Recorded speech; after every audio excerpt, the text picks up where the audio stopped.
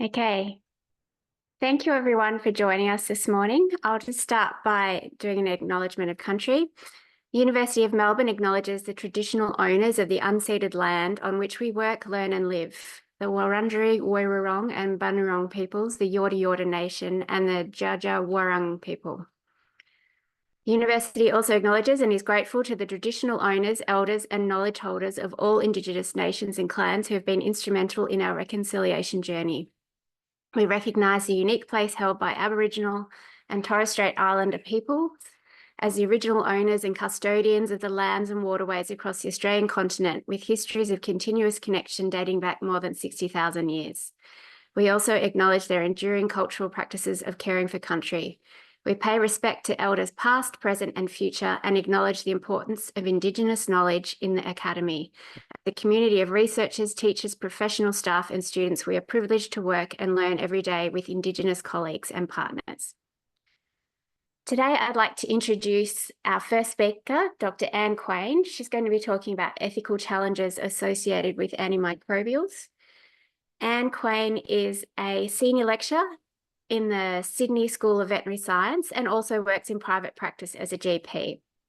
She is a member of the Australian and New Zealand College of Veterinary Scientists Animal Welfare Chapter and a diplomat of the European College of Animal Welfare and Behavioural Medicine in Animal Welfare Science, Ethics and Law. Her PhD thesis was about ethically challenging situations encountered by veterinary team members.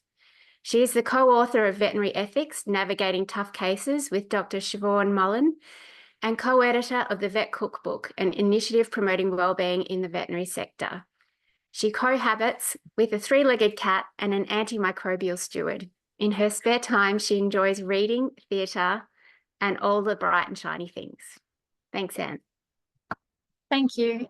So this is a bit of a whirlwind tour of ethical challenges associated with antimicrobials.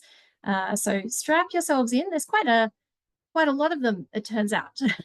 So my disclosure is that as a child, I most certainly misused antimicrobials. I had a double ureter surgically reimplanted when I was a toddler and suffered intermittent cystitis. And this introduced me to our local GP, who introduced me to buzzwords like MSU and UTI and specie jar and cloudy urine. And cloudy urine I was able to produce in spades. So I very quickly worked out that if I wanted to have a day off school, I could say, Mum, I've got a UTI, produce the requisite cloudy urine in the specie jar from my MSU and go to the GP. And he would give me a course of Bactrim and a day off school. And this would happen at least 10 times a year. And no further investigations were ever triggered. I never heard the words antimicrobial resistance or stewardship. And being sick in those days was synonymous with taking antibiotics. Now, in my defense, I knew nothing at the time about antimicrobial resistance. I didn't act with intent. I wasn't aware of the potential outcomes beyond having a day off school. So sorry, maybe this is a case of TMI or, as it were, TMS. Haha. But the irony is I now find myself in a relationship with an antimicrobial steward. So things have changed.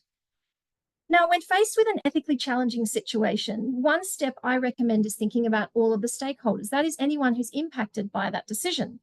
Antimicrobial resistance is a problem partly because it pitches the interests of proximate stakeholders, like the patient and those prescribing and dispensing the drugs, against distant, more nebulous, harder to identify stakeholders, like future antimicrobial users. It's easier and often preferable to act in the interests of more proximal stakeholders. So thus, most people would rather donate money to animals in a shelter near them than spend it paying for the education of women in developing countries, even though, dollar for dollar, the latter would produce the most good, according to effective altruists and the so-called animal rights philosopher, Peter Singer. Now, he's not an animal rights philosopher, he's a utilitarian, but we won't get into that now.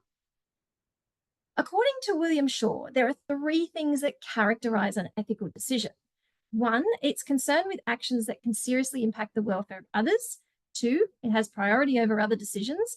And three, it's evaluated according to its justifications. In 2019, the World Health Organization listed antimicrobial resistance as number 5 in 10 threats to global health. We're told that one of the biggest drivers of antimicrobial resistance is antimicrobial overuse. So therefore, the question of whether to use antibiotics is an ethical one. So I'm going to take it as writ in this talk that antimicrobial use, or perhaps misuse or overuse or inappropriate or irresponsible use, risks unnecessarily seriously harming the welfare of others, and thus the question of whether or not to use antimicrobials is one we need to attend to carefully. And in this talk, I want to focus on justifications for antimicrobial use, given the known risks of antimicrobial resistance in a few different veterinary situations. But first, just a quick word on impact. Ethically challenging situations impact veterinary team members a number of ways. They can lead to uncertainty. For example, what are the potential costs and benefits of antimicrobial administration to each stakeholder? It can also be challenging to apply guidelines and policies, as these rarely account for all possible contextual factors in a clinical situation. And ethical challenges can lead to moral stress or distress. That is a feeling that external factors force us to act in ways that are against our values. On the one hand, we might feel moral distress because we have to set aside antimicrobial stewardship in deference to other factors, for example, the emotional needs of clients or even ourselves. On the other hand, we might feel moral distress if we feel prevented from dispensing antimicrobials in the interest of a patient because of policy, legislation, or stewardship factors. In severe cases, these ethical challenges can lead to a thing called moral injury, which results from perpetuating, witnessing, or failing to prevent acts that transgress our deeply held moral beliefs. And that might occur when the above challenges cause severe preventable harm to animals or humans.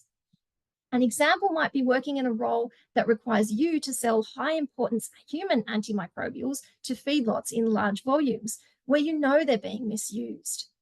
The cartoon in the margin there, and I've drawn all these cartoons for whatever reason I sort of felt moved to for this presentation. The cartoon says back in infinity minutes, because most morally injured people leave their role or job altogether. And that's a big issue as well. We're facing a shortage in the veterinary workforce. A few years ago, we performed a thematic analysis of vignettes depicting ethically challenging situations in the vet literature, and you can access that via the QR code here. And one of the themes was ethical challenges associated with antimicrobial prescription. And those included what, if any, limits should be placed on the use of antimicrobials in animals? How should veterinary team members balance the needs of individual animals and other stakeholders when prescribing or dispensing antimicrobials? What, if any, limits should be placed on drug or prescription diet sales? What factors should be taken into account when considering off-label use or compounding of medications for animals? And are cost concerns justification enough for off-label use of medication? One of the 4 principles of biomedical ethics that you're probably all familiar with is first, do no harm. But what does that actually mean? This is a little recent review of antimicrobial use practices in canine and feline patients with comorbidities that were having a dental scale and polish, i.e. without tooth extractions. And it was found that just under 10% of dogs and cats were actually given antimicrobials in these circumstances. Now, interestingly, it was a nice big study, but this study didn't explore the veterinarian's justifications for giving antimicrobials, but the authors did speculate that maybe those vets were erring on the side of caution out of a well-founded desire to prioritize patient safety and mitigate risks, i.e. they felt the consequences of not prescribing antimicrobials, especially in situations where patients could develop serious problems, appeared to worry some prescribers more than the possible downstream complication of AMR. Now, as an alternative, the authors say, well, antimicrobial use is actually not innocuous. For example, it could lead to obviously antimicrobial resistance, but also for the patient, adverse drug reactions or dysbiosis. And there's also no proof that they're needed even in patients with comorbidities or just a scale and polish. And data from humans in human dentistry doesn't support the widespread use of antimicrobials in this setting. So the authors say the least harms approach suggests not using antimicrobials. So we've got 2 different perspectives, the clinician and the authors, and actually in furious ethical agreement about the need to minimize harms. So for the clinician, they're concerned about the risks to their patient and associated client concerns and complaints, and they want to minimize harms. And the authors are concerned about antimicrobial resistance. But I guess, so they're both thinking about the consequences, but they're weighing risks and benefits a little bit differently. And this often happens when we have ethical conflict and ethical challenges. What about the scenario where antimicrobial use is not just in case there is an infection, but where there is an infection present? So this is another dental example. This is one of my patients. It's a geriatric Cavalier King Charles Spaniel with mitral valve disease and a tooth root abscess associated with their left carnassial. And they've got really marked halitosis and they've stopped eating. And the owner doesn't have the funds nor the desire to pursue necessary dental care, like definitive dental care, i.e. tooth extraction. But they don't want to euthanize the dog either. Now, this patient is suffering. They have an infection. Antimicrobials are going to improve this dog's quality of life and address that low appetite. Is it acceptable to use antimicrobials when they're essentially palliative? Don't our individual patients have a right to care that is in their individual best interests? So this is a kind of a rights-based approach where the rights of an individual should be respected unless they directly infringe those of others. And while we don't live in a world where animal rights are recognized, companion animals are treated effectively as rights-holding individuals. And it can be really difficult for the clinician to justify withholding care that is in the interests of the animal because of potential downstream consequences to an ill-defined population. Now, of course, few of us take a pure rights or rules-based approach in real life, and we vary our decision according to contextual factors. So would your decision change in relation to this if the dog was older, or if you knew the client had the money but wouldn't pay, or if it wasn't actually a dog but a cow, or if this person had presented with this dog with exactly the same thing 2, 3, 4, 5 times in a row? Or what if it wasn't really antimicrobial use? What if it was something about a blood transfusion? How would you distribute this precious resource? We can look to human medical literature for guidance, and it does discuss palliative antimicrobials. As a recent review published this year that reported that it's really common for prolonged courses of IV antibiotics or long-term suppressive oral antimicrobials to be prescribed. And in one study, 82% of humans with metastatic solid organ tumors remained on antibiotics within 3 days of their death. Now, often prescribing antimicrobials indefinitely was seen as a low-risk intervention that reduced the risk of sepsis that could lead to hospitalization or death. But there was also a possibility that antimicrobials could increase short-term survival without providing symptomatic relief, which is a poor welfare outcome. This review did report that patients most likely to benefit from palliative antibiotics were those with an accurately diagnosed UTI, and 92% of those did receive some symptomatic relief. But patients with pneumonia really got no benefit. And where palliative antimicrobials are used, this paper suggests a thing called a time-limited trial, during which the effectiveness of antimicrobials is assessed. So that includes setting and agreeing on markers of progress or improvement, which might be symptom control, and agreeing on a time frame. So it might be 2 or 3 days to evaluate the effectiveness. And if there's no improvement within that time, withdrawing the antimicrobials. Now, for us in our sector, that end of that time-limited trial might be euthanasia. Since I read this paper, I've tried to institute some time-limited trials, but one challenge that I've had is that when you get to the end of the trial, the client who was all on board with the fact that it was time-limited to start with suddenly changes their position. Another challenge for me and other small animal veterinarians is predicting end of life in non-human species is pretty tough. This is Mr. Bits. I'm allowed to use his case. His owner has given me permission. He's a 16-year-old Persian cat who's had cardiomyopathy for over 10 years, pretty unusual in a cat. He's also got chronic kidney disease. And this is his pill box. So you can see his dosimeter. He gets twice daily meds. And he's had quite a few crashes, some attributed to UTIs, and euthanasia has been discussed more than once. He sees several vets for convenience. Now, last December, his death was so imminent, or so I thought, that I actually handmade a sympathy card, which I still have for his owner. Haven't given it to her yet.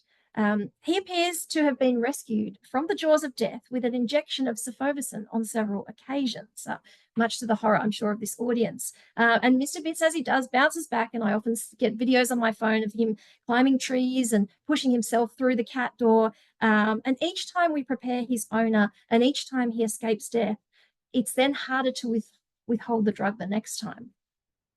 Now, on the topic of sulfovicin, you're probably all familiar with this paper. Now, the thing about Mr. Bits is, you saw, he can take pills. Now, clinicians often justify the use of sulfovicin because of its injectable formulation, and it's hard to give cats pills. But are we really testing our assumptions here? In a study that compared vet and client perspectives, cephobisin was chosen by vets because, particularly in fractious cats or those with oral pain, and vets felt that older or disabled or busy or single owners would struggle to give oral antibiotics. They estimated that 60% of cat owners had difficulty giving cats oral meds and 20% would absolutely not be able to do it. But those assumptions only applied in reality in about half of clients. Now, they asked clients what they did do. So there's a bit of self-reporting bias that can go on here. Only 46% of clients recalled being shown how to give oral medications by veterinary staff. So there's definitely room for improvement there.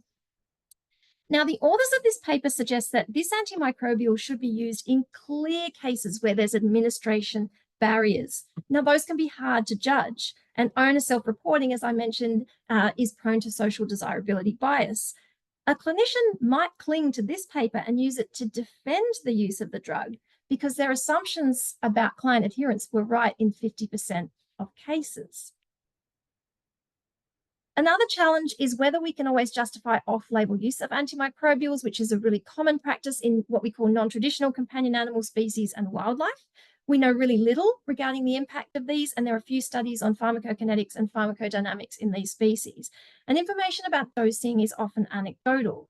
Now, AMR in wildlife is documented, but the role of wildlife in the spread of AMR and the relative importance of how wild animals acquire AMR is not well understood, though humans do appear to be driving the transfer of AMR to wildlife.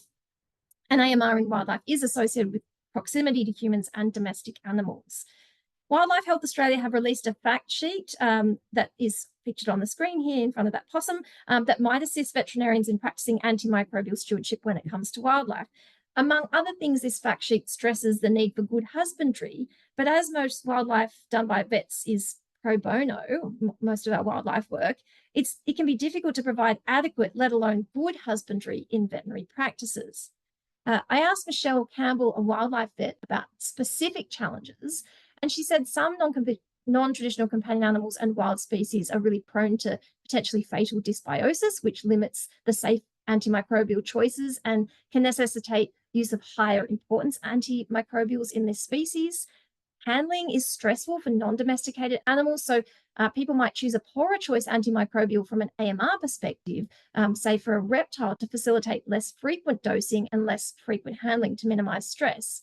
And wildlife typically arrive with no history, so evaluation of the risk is challenging. So, a bird with a puncture wound, is it a cat bite? Is it about to become septic? That can be hard to tell.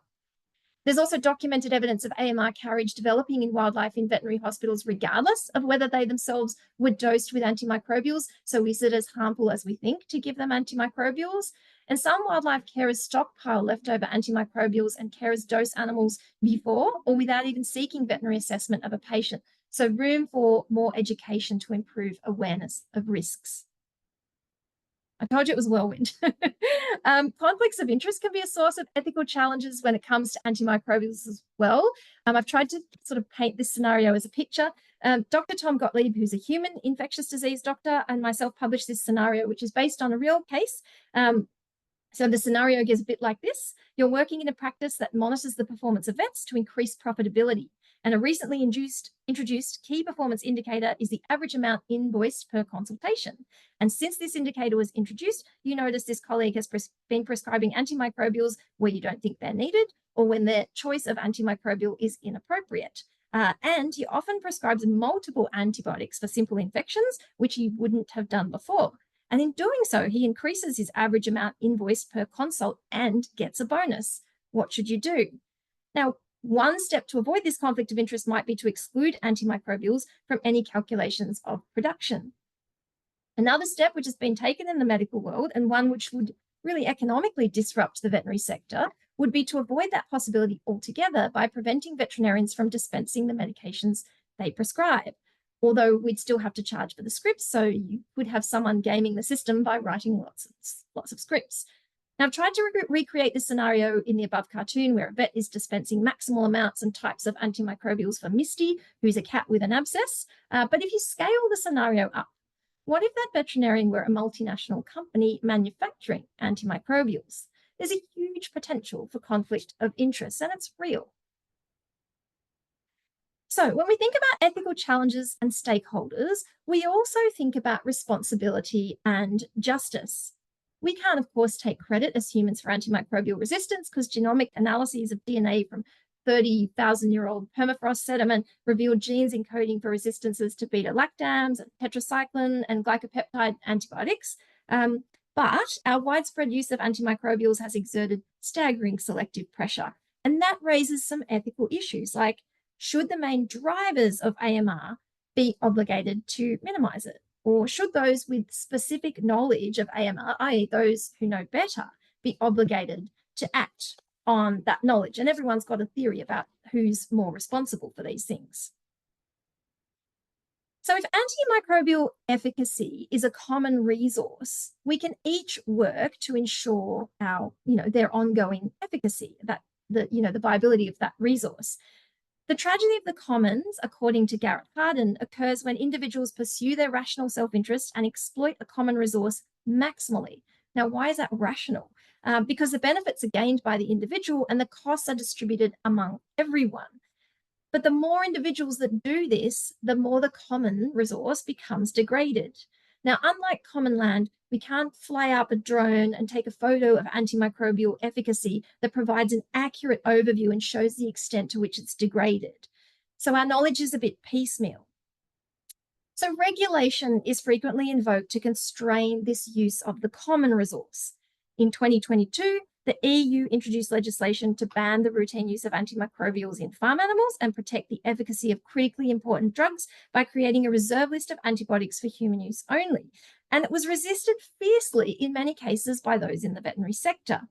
Now, in a neoliberal world, regulation is intensely disliked. Professionals feel their autonomy is compromised. There's a really interesting article that I found called Narratives of Delay, How the Animal Pharma Industry Resists Move to Curb the Overuse of Antibiotics on Farms, where the journalist described the way animal pharma and the vet sector attempted to delay action on antimicrobial resistance. So the key arguments used included restricting antibiotics will endanger animal welfare, restricting antibiotics in farm animals will put your pets at risk, restricting antibiotics will endanger food security.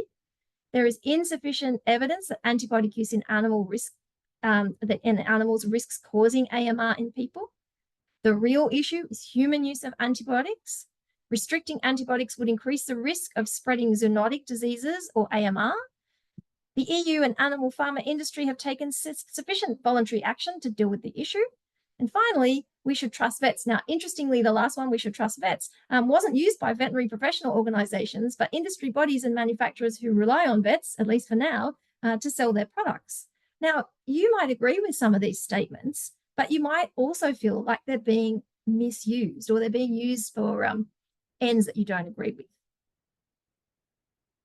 It's been said that in healthcare, gaps remain between clinical practice and recommendations based on evidence, policy, and guidelines. And this is also something we see in animal welfare too. Most of us want to improve animal welfare and minimize suffering, yet many things we do increase suffering. So that includes from not making an effort to ensure procurement of the highest welfare animal products, to selecting animals with conformational defects that are known to cause lifelong poor welfare. So the image again of one of my patients is used with permission. Now, the current owner of this patient did adopt the dog from a rescue and has paid for him to have BOAS surgery or airway surgery. But we know in general that despite people's knowledge about the health problems and the welfare problems of brachycephalic breeds, these breeds remain in high demand. The animal welfare scientist and father of the 5 freedoms, John Webster, pointed out this gap between intentions and behavior and said, what matters to animals is not what we think and feel, but what we actually do. And as with antimicrobial stewardship, all the best intentions in the world don't mean anything unless we change our behavior. And this is an interesting story. When carprofen, which was one of the very early veterinary NSAIDs, was released, Pfizer hired veterinary anaesthetists to talk about its safety and efficacy in reducing pain in animals. But the veterinary profession was remarkably slow on the uptake of this analgesic. And the company ended up hiring an ethicist, Bernard Rowland, to argue that vets were actually morally obligated to treat animal pain when they knew it was happening and they knew they had the means to do so. So humans are complicated and human behavior change is really tricky. And sorry, here's another one of my cartoons. Jonathan Haidt used the, I think, problematic from an animal a welfare point of view, but we'll roll with it anyway. He used the analogy of the elephant and the rider on the path to explain why behavior change is challenging. So our decision-making selves, and whether that's in our brains or our microbiomes, that's up for debate, is like a rider and an elephant. And the rider is the rational thinking, planning bit. They read articles about AMR and they're committed stewards. And the elephant is our emotional selves. Now, they're guided by the rider, but elephants have big feelings, and many of these the rider can't really fully comprehend. And if the elephant doesn't want to move or change its behavior, the rider has absolutely buckleys of persuading the elephant. So the rider might consider punishing the elephant by fining the elephant for dispensing antimicrobials in certain contexts, or they might reward the elephant when the elephant doesn't use antimicrobials. But if they really want the elephant to move in a direction, they might have to clear or modify the path to make it easy to move in that desired direction. So it's kind of a benign coercion. But then there's ethical issues about coercive approaches to antimicrobial stewardship. Are we robbing professionals of their prescribing autonomy? Are we robbing clients of their autonomy? Is that autonomy real or perceived? So that's a lot, sorry, but some thoughts, and forgive me for the next image, but I get these on my phone every day, courtesy of a particular client. So for any given issue, there'll be direct and indirect stakeholders and possibly some in between. And the more indirect or less proximate the stakeholders, the less motivation to consider their interests. Clinicians are trained to attend to the interests of our patients and our clients and their proximal stakeholders, but antimicrobial stewardship requires consideration of stakeholders where the risks and benefits and rights and duties are a bit less clear and might even directly conflict with patients, clients, and clinicians. Now, I've made the assumption in this talk that AMR is the problem and antimicrobial stewardship is the solution, but addressing the problem might have positive, neutral, and sometimes negative consequences for varying stakeholders. It might compromise autonomy, it might infringe rights, it might involve coercion, and it might have unintended negative consequences. So while simple messages might be more likely to be persuasive, we need a nuanced approach to antimicrobials. And in pursuing antimicrobial stewardship, we need to avoid throwing the baby out with the bathwater. That is, we don't want to prevent appropriate use of antimicrobials in trying to minimize antimicrobial resistance. If we overstate the extent to which antimicrobial use in individual patients contributes to AMR, we can do a lot of harm. Now, when I graduated, diarrhea like this was considered a metronidazole deficiency, and withholding metronidazole was considered unkind. And it wasn't until a vet-specific probiotic came on the market that there was a real shift in the behavior of veterinarians. And in part, this is because people come to veterinarians with the expectation that we do something to address a problem. And in this context, doing nothing or seeming to do nothing might feel like an abrogation of our duty. Now, there's widespread agreement that we need to consider antimicrobial use carefully and enlist strategies to facilitate appropriate use while preventing or at least minimizing inappropriate use. But what constitutes appropriate and inappropriate use varies between species and setting, and that might be, general practice versus referral setting. So sadly, blanket guidelines aren't enough. And we need to be mindful that if guidelines are difficult or increase uncertainty, they're likely to be ignored or abandoned. They need to be relevant to all end users and reflect real life challenges. And the number one ethical challenge worldwide faced by veterinary teams is client financial limitations. So guidelines need to be able to be implemented in settings where financial constraints are common. A urine culture costs a few $100s. So that's barrier. The notion of the veterinarian as the moral hero, that is an autonomous decision maker, does not reflect the reality of veterinary working conditions. Most of us veterinarians are employed and have little influence on purchasing decisions. And wicked problems like antimicrobial resistance are beyond solving by one person or individual actions alone. As stated in the British Veterinary Association's 2016 Animal Welfare Policy, wicked problems like this need to be addressed at the level of the individual, the practice, the organisation, professional associations, manufacturers, wholesalers, regulators, and governments. And understanding ethical challenges associated with antimicrobials can really help us address barriers to antimicrobial stewardship. So thank you for sticking with me. And I want to thank Stephen Page, Tom Gottlieb, and Michelle Campbell for their help. And lastly, this is just a nice, happy story. I had a patient who came in with a recurrent abscess, and the owners wanted more and more antibiotics. And we gave one course, and then we said, no, absolutely not. We need to explore this lesion. That was a perivulval abscess, and there was a wonderful grass seed there. So there you go. Thanks very much, Anne. That was a fantastic presentation.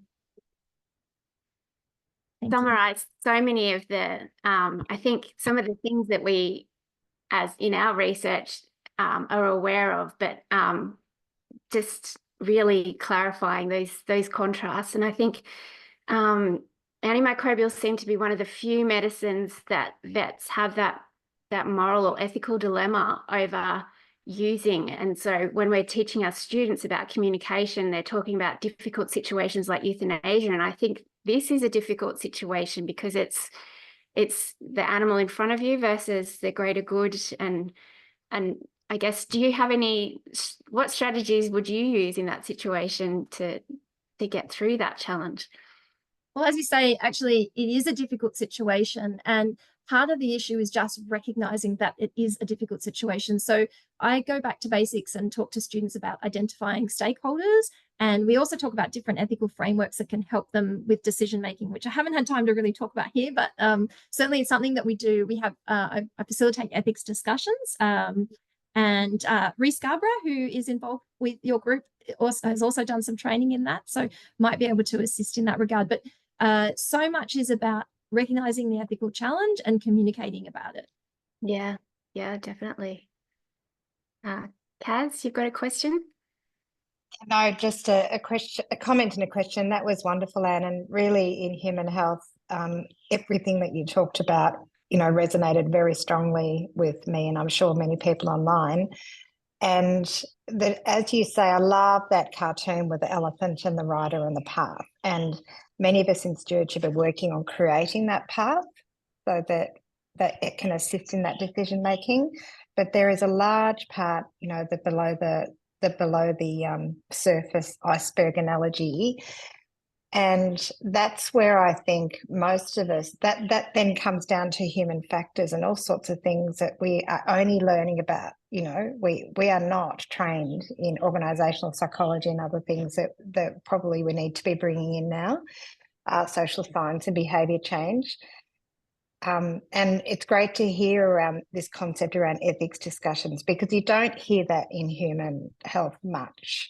You hear it discussed a little bit in end-of-life planning, but not in day-to-day, right? So if antimicrobials, for example, in a hospital, 40% of patients are on an antimicrobial in a hospital. There's a lot of decision being making all the time, and it would be great to work with you to put something together around this concept, because it's not really something that's talked about very much. But it's just a powerful message that you've given today. So thank you. Oh, thank you so much. Well, you might be interested in the paper by Lauren Keller, and I can send you the references, but they say that there's a real need to take behavioral sciences seriously, because these actually probably have more of an impact on patient outcomes than many of the scientific studies that are actually, the basis of the data about antimicrobial resistance. It's the implementation that's the issue, and taking behavioral science seriously is one of the strong arguments they make. So worth having a look at that paper. Yeah, so we talk a lot about, I won't keep Anne, but Anna, but we do talk a lot about guidelines, creating guidelines that use the ACT framework. So understanding who the actor is in what situation, really, as you said, providing a guideline that's truly meaningful in relation to the population or the thing that you're actually treating, that brings in behavioural science frameworks into it as a simple step. Thank you. Okay. All right. I've got to jump up to do an amazing thing, actually, just for people online. Stanford have a deliberative polling centre where they use the population, lay consumers, to talk about, they've been talking about AMR, and the consumers have come up with questions that they want answered by experts. And so I'm in a panel now with South Americans discussing the answers to this deliberative poll. So I'll feed back to everyone. It's a very interesting process. So I've actually got to go. But I've really enjoyed your presentation this morning. I think there's lots we can take away from and potentially collaborate with too. So I'm going to hop off, but thank you, Kirsten. Thank you. I'll let you listen to Anna's. She's always entertaining, so enjoy it. Thanks, Kaz. And thanks, Anne. That was a really, really insightful talk, and would definitely love to catch up with you and explore some collaborations and just your insight in the future. Thanks. Okay, so our second speaker for today is Dr. Anna Sri. So Anna's currently doing some Fleming Fund work in East Timor with very unreliable internet access. So she has prepared a recording for us of her talk today. So Anna's a veterinarian with an interest in One Health and antimicrobial stewardship. She's worked in veterinary clinical practice in Queensland and the Northern Territory, as well as in remote First Nations communities managing animal health on a population level. Her research relates to antimicrobial prescribing guidelines and rating systems, as well as increasing understanding of the broader issues around antimicrobial use. And so we're going to play a recording of Anna's talk today, which is on consensus amongst international experts. When is use of high importance antimicrobials in animals appropriate?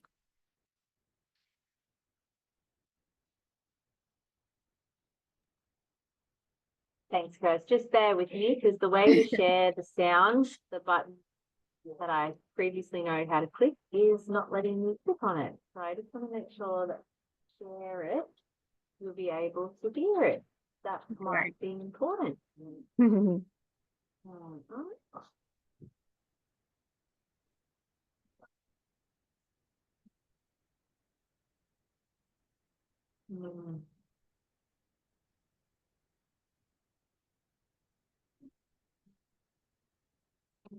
You should be able to see that, but I don't know if you'll be able to hear it. Just let me know.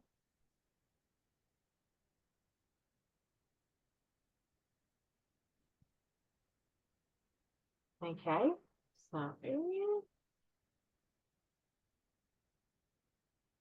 little bit on an apple. This is like yesterday. Well,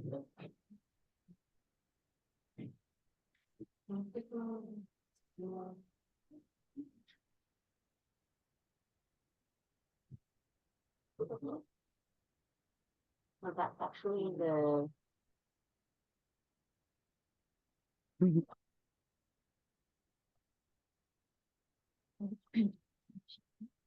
so if I go on that one, no,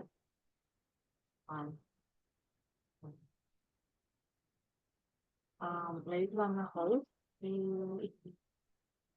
I tried on you. It's used German, something tells me like German club.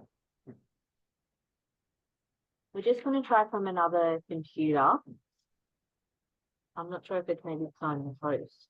But Is it because you're in a Zoom webinar rather than a Zoom meeting? that's maybe? what I'm thinking. I didn't think, like yesterday, I only tested it in a Zoom meeting. I was in webinar, but you would think that a webinar would be even more of a reason to be able to share with Yeah. everyone.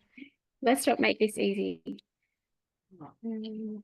Sorry, everyone. Yes, in the meantime, does anyone else have any questions for Anne, perhaps, or any comments they want to feed back to us?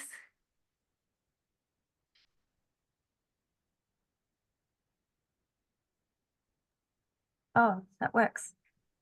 It's sharing, but it's not the sound. Hold on, if I press play. Anything? No.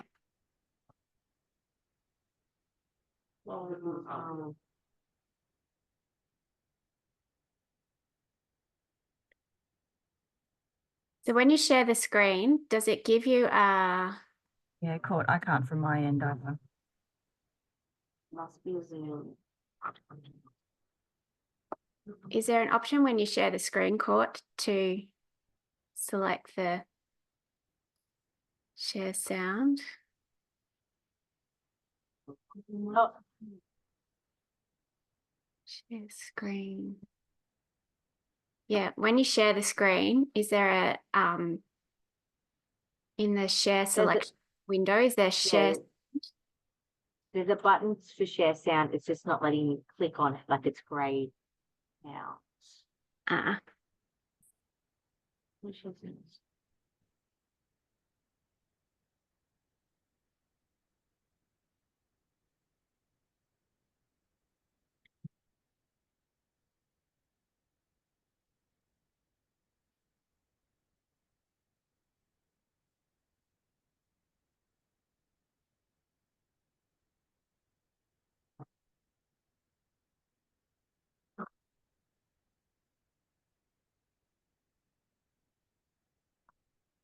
Must be a setting thing. Yeah.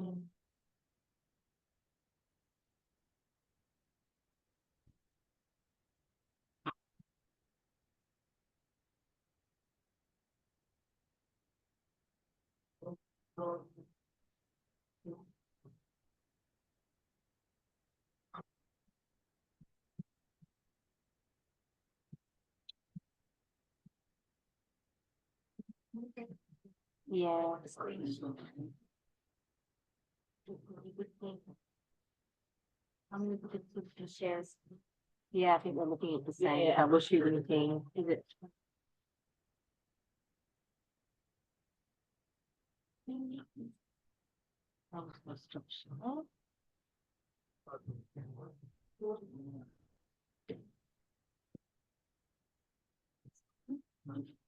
Yeah.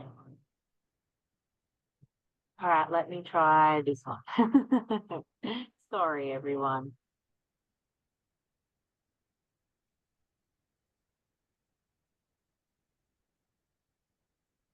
All right, bear with me. We are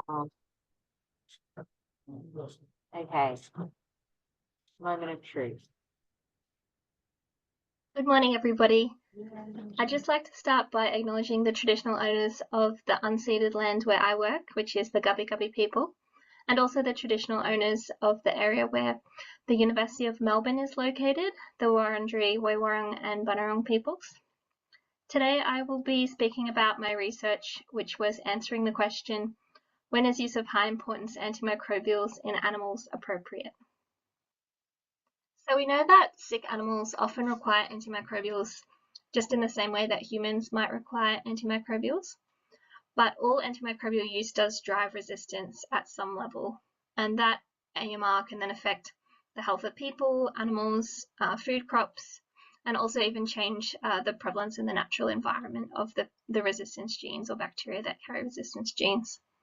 So what we're really aiming for is not just a reduction in use, or not purely a reduction in use, but appropriate use of antimicrobials. So that means the appropriate dose, duration, route, etc. So given that antimicrobial use in one population can impact other species and the environment, we have a situation particularly about the consequences of our actions that we take today with animal health, where there's acknowledgement that antimicrobial use in animals needs to be recognised as a contributor towards antimicrobial resistance, but also that veterinarians' access to antimicrobials is really essential to treat infectious disease and maintain good animal welfare. And it is an ethical issue if we are keeping animals as companions or for food or fibre, that we are really maintaining high standards of welfare. Given that my research is related to high importance antimicrobials in animals, I just wanted to briefly mention this rating system in Australia in case anyone was unaware. So a lot of people know about the World Health Organization's critically important antimicrobial list. However, in Australia, we have the ASTAG rating system, and that's based on the World Health Organization list. However, it just takes into account the different disease prevalence we have here and resistance levels, which can be quite different to other parts of the world, and then will affect how important antimicrobials are here. So the ratings are given to antibiotics that are registered for use in Australia in either people or animals.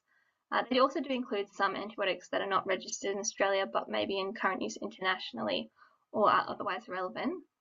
And the current rating systems are low, medium, and high, and that corresponds to the colour code of green, orange, and red, respectively.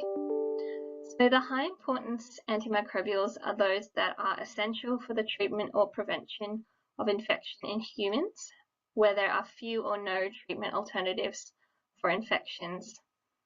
And so that's really why an urgency to implement antimicrobial stewardship using a One Health lens exists, because current progress has been quite slow in terms of coordination between human, animal, and environmental health sectors. And use of these high importance antimicrobials in animals is contentious because it could contribute towards the development of resistance that would then impact on the effective treatment of human infections. So because there is this tension between human and animal health on the use of these high importance rated antimicrobials, we conducted this research so that basically any policy or guidelines going forward would have the backing of experts. And we also know from previous surveys of Australian veterinarians that they are quite open to restrictions on their use of antimicrobials, particularly given that there is significant evidence that restrictions can be beneficial in reducing the development of antimicrobial resistance. And just having this consensus from experts is really going to help drive progress in this sector. In terms of how high importance antimicrobials are used in Australia at the moment, antimicrobials such as fluoroquinolones and third generation cephalosporins are much more widely used in companion animals and equine practice than in species that are used for food production. And that's actually because a lot of those drugs are not even permitted for use in food producing animals, or their use is heavily regulated. So in food producing animals in Australia, the use of high importance antimicrobials is basically restricted to streptogramins, of which only virginiamycin is used, and third generation cephalosporins. However, that's only able to be used in individual cattle or pigs only. And veterinarians working in the production animal sector, they have a lot more limited range of antimicrobials to choose from when trying to treat or prevent disease. And as an example, fluoroquinolones have never been permitted for use in food-producing animals in Australia. And just in this table here, I've just listed some of the high importance rated antimicrobials that can be used for these species. So to answer this question and create a clearer path forward, our group decided to use the Delphi process, which is a group facilitation process that has been used to provide guidance when higher quality evidence might not be available, or maybe there is evidence but it's a little bit contradictory. So the process involves rounds of surveys and anonymous provision of feedback back to participants with the aim of identifying aspects where consensus can be reached. And the technique is really useful for capitalizing on the experience of just a broad range of experts, but it prevents any one individual from overly influencing or leading the conversation. And that can be a real possibility in discussions around antimicrobial stewardship or restrictions on use, given the propensity for individuals and professions to attribute more responsibility for overprescribing and driving AMR on sectors that are outside their own. So we were hoping that using this Delphi process would really just help remove some of that blame or attribution to other sectors. And it really allows for all voices to have equal input compared to, say, an in-person focus group. We distributed the surveys for the initial round to 119 experts across human and veterinary medicine. And those experts had experience in antimicrobial stewardship, antibiotic resistance, or a related discipline, so something like infection prevention and control, microbiology, or public health. And the experts included people who were prescribers, but also non-prescribers, such as scientists or other professionals. And the experts were invited to participate in 3 rounds over time. Before going forward, I just wanted to also clarify what I'm referring to when I talk about antimicrobial stewardship.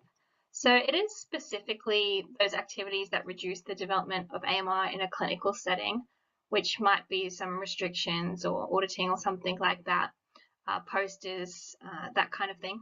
However, I also talk about antimicrobial stewardship more broadly as a multifaceted approach that so it includes many things that have the ultimate goal of reducing pressure on the development of AMR. And so I think that's why we can look at teamwork and collaboration between sectors as part of antimicrobial stewardship. Secondly, for consensus, throughout the Delphi process, our team defined consensus as 80% of the respondents selecting the same answer or option to a question. Our response rate to the first round of surveys was quite good. It was 38%, so we had 44 people take part. Almost half of them were prescribers. However, the majority of the prescribers were veterinarians. And 41% of the people who took part in round one were the lead in an antimicrobial stewardship team, or they had executive oversight of the team. In rounds 2 and 3, the survey was sent to everybody who responded to round one, and the response rate was 53% and 56% respectively. And experts took part from Australia, Brazil, Canada, Denmark, the Netherlands, New Zealand, Sweden, the United Kingdom, and the US. The reason I put this slide here is just to give an example of some of the feedback that we gave to people between the rounds. So we had a question in round one that was asking people about what rating system they used. And most participants indicated that they used a country-specific rating system in their practice. And this also correlated with responses to a subsequent question which asked participants for the view about which rating systems veterinarians should use, not what they were actually using themselves. And in both situations, the country-specific rating system was the most popular. However, for the majority of questions, we had the capacity for people to provide free text responses explaining their reasoning. And when we were going through the free text responses, it suggested that people's level of understanding about definitions and rating systems, guidelines, and practice-specific policies were quite different. So in round 2, we provided this flowchart back to participants to more clearly define the terms and how they relate to each other, so that people were making their decisions based on the same definitions. So I won't go through each one, but when we're talking about rating systems, we're really talking about an importance rating that's applied to antimicrobial agents based on the risk to human health if resistance develops, and that can vary country to country. Guidelines are about the actual empirical treatment recommendations, and they should be specific to a species or a disease presentation, and they should be based on the rating system. And they should generally be generated either based on current scientific evidence or an expert committee. And they also can vary country to country. When we're talking about practice-specific protocols, those should also be based on guidelines and consider the rating system, but they're really for those kind of more rare situations where there's no guidelines to cover the required situation. So throughout this process, we did manage to achieve consensus on 8 different items related to the use of high importance antimicrobials in animals and its appropriateness. To start with, the first item was just that reducing the use of these antimicrobials in companion animals and food producing animals is important. So it was really good to see that that was something that people could agree on from the outset, because it really creates the foundation for the following consensus items. So the second consensus item relates to rating systems, and was that the country-specific rating system should take precedence over any other rating system when vets are making decisions about antimicrobial prescribing choices. And that just helps to reduce some of the confusion which seems to exist about should we be looking at the World Health Organization ratings, or should we be looking at the ratings in Australia? And it also just sets the foundations for how we create guidelines and other recommendations. Obviously, the development of prescribing guidelines is a really big process and it's very time consuming. So in some situations, there are international prescribing guidelines that have been created potentially for a specific species or condition. but there was consensus that these should be adapted to account for the country-specific rating system, because there are situations where international guidelines have been created, but they're trying to really take into account the resistance patterns globally. And there could be a situation where, for example, in Australia, where resistance is lower, that those international prescribing guidelines may not be the most appropriate. So just developing consensus that if there are prescribing guidelines, making sure that we're looking at them in the context of Australia and potentially adjusting them based on that. Consensus was also reached that veterinarians should be able to create local practice-specific use protocols, but not create their own importance rating systems. And this is to avoid the situation where vets may try to re-rate antimicrobials as less important and then justify the use of what are actually high importance rated antimicrobials for situations where it wouldn't be appropriate. This consensus item was also consistent with the results from surveys of veterinarians in Australia, and that was that the use of high importance antimicrobials is allowed if culture and susceptibility testing has confirmed that the pathogen is resistant to all other low and medium rated antimicrobials that could be used to treat the case. So it's really highlighting the importance of culture and susceptibility testing, and also how important it is that veterinarians have access to this. Another really important consensus item was that the use of high importance antimicrobials in veterinary medicine should not be banned. This is significant because there have been movements overseas to attempt to ban some of these antimicrobials from being used at all in food producing animals or in veterinary medicine. And it really goes to the point of animal welfare again, and the ethical issues around not having access to antimicrobials that may be required to treat animals. This consensus item was that the use of high importance antimicrobials not registered for use in animals must be reported to a central authority. So some high importance rated antimicrobials like vancomycin, amikacin or imipenem can be prescribed by veterinarians to animals even though they're not registered in that species. And this item is really saying that if that does occur, in the rare situations that it does occur, that use must be reported to a central authority. And the purpose of this reporting, there was also a consensus achieved on this, and was that it was for record keeping over time for surveillance of use, and also to allow auditing or investigating high or frequent users. And that was to assist those users in finding ways to reduce unnecessary use. And our focus of that all should be that it's non-punitive. In addition to that, the species that the antimicrobial has been prescribed for should be reported, along with any justification. So if there's been supporting diagnostic tests or other reasons why low importance antimicrobials couldn't be used, and also if culture and sensitivity testing had been done previously to support the use of this high importance antimicrobial that's not registered for use in animals. The final consensus item was that if any high importance antimicrobials are prescribed for animals, there needs to be a really clear indication for use and justification for that antimicrobial choice in the medical history. And that should include the dose rate, the route of administration, the duration of that course, and a time point for reviewing the condition and the course.